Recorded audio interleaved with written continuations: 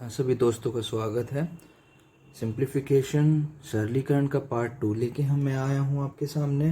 Part 1 पहले ही दे दिया गया था।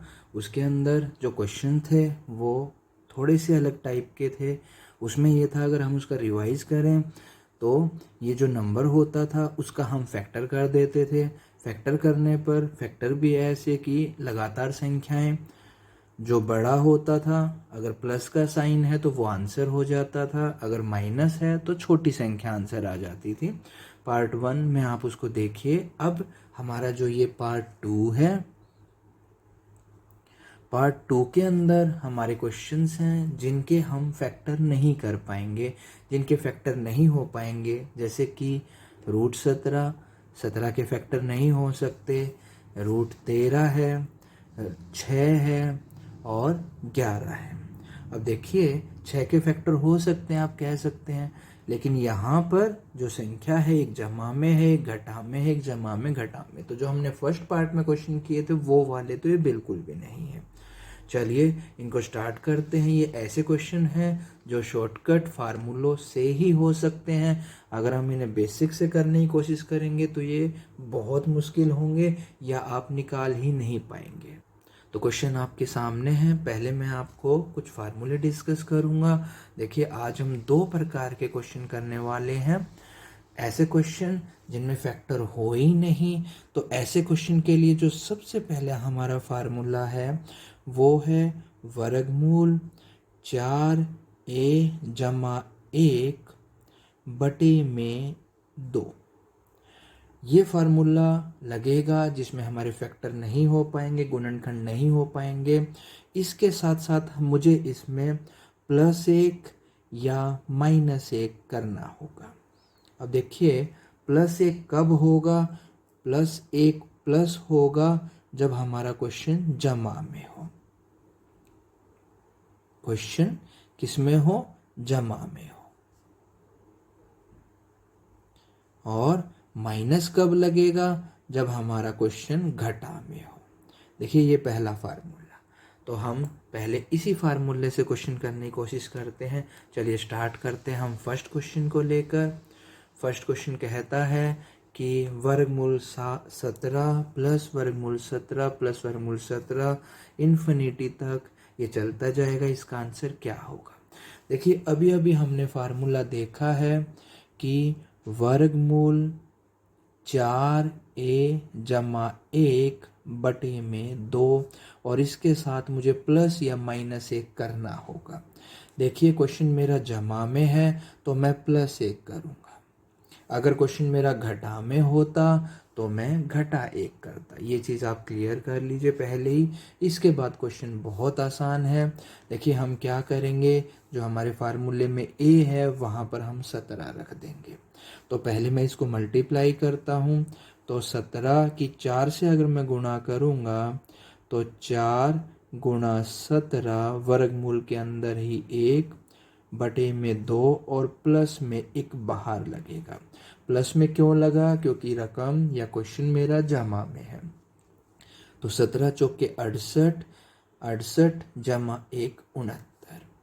तो ये आ गया वर्गमूल 69, प्लस में बाहर 1 है, बटे में पूरे के 2। तो इस प्रकार से आपका ए पार्ट आंसर हुआ।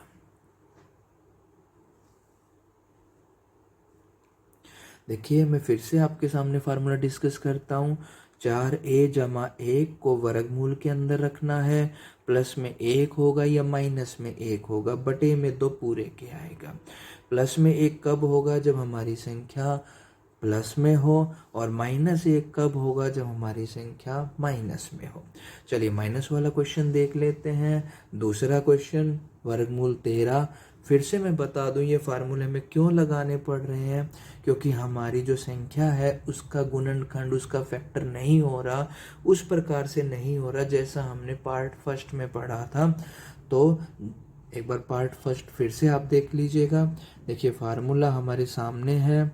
वर्गमूल 4a + 1/2 और घटा 1। घटा 1 क्यों लगा है? क्योंकि संख्या हमारी घटा में है। चलिए फार्मूले में हम वैल्यू रखते हैं। a की वैल्यू 13 होगी। तो वर्गमूल 4 गुना 13 जमा 1 घटा 1 बाहर रहेगा बटे 2। तो ये हुआ 13 चौके 52, 52 जमा 1 53। तो वर्गमूल 53 घटा 1 बाहर रहेगा पूरे के बटे 2।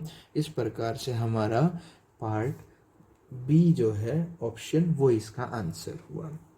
दोनों क्वेश्चन आपके सामने हैं। एक में आपने जमा 1 किया है, एक में आपने घटा 1 किया है। जमा 1 इसलिए हुआ क्योंकि संख्या हमारी जो क्वेश्चन की संख्या है वो जमा में लिखी हुई है। दूसरे में घटा 1 इसीलिए हुआ क्योंकि संख्या हमारी घटा में लिखी हुई है। आगे का जो फार्मूला है वर्गमूल 4a जमा 1 वो दोनों में सेम है। अब कुछ क्वेश्चन हम ऐसे करते हैं जो सेकंड टाइप के हैं। उन क्वेश्चंस में है कि एक जमा में एक घटा में, एक घटा में एक जमा में, यानी कि एक घटा होगा एक जमा होगा। तो इसके लिए हमारा जो फार्मूला है वो फार्मूला है दूसरे टाइप का 4a घटा 3, 4a घटा 3 बटे में 2, और इसके साथ भी हमें +1 या -1 करना होगा। अब क्वेश्चन ये है कि मैं प्लस कब करूँगा माइनस कब करूँगा। देखिए यहाँ पर थोड़ा अलग तरीका है। प्लस आप तब करेंगे जब क्वेश्चन में पहला चिन्ह जमा का हो, और घटा आप कब करेंगे जब क्वेश्चन में पहला चिन्ह यानी साइन जो है वो घटा का हो। देखिए फार्मूले ये ऐसे क्वेश्चन हैं, ये शॉर्टकट से ही निकल सकते हैं, डायरेक्ट ये नहीं निकाले जा सकते। तो फार्मूला अब ये किस टाइप के क्वेश्चन का फार्मूला है, जब हमारी रकम्स के बीच में एक जमा हो एक घटा हो। चलिए हम करते हैं, क्या किया जा सकता है। देखिए दूसरे टाइप का क्वेश्चन आप कहेंगे सर इसके फैक्टर भी हो जाएंगे, फैक्टर हो जाएंगे, लेकिन फैक्टर वाला तब लगेगा जब सारे या तो जमा में हो या घटा में हो।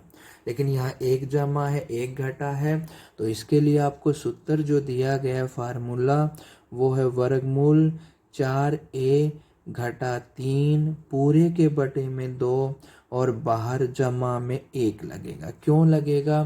क्योंकि पहली जो चिन्ह है वो जमा का है।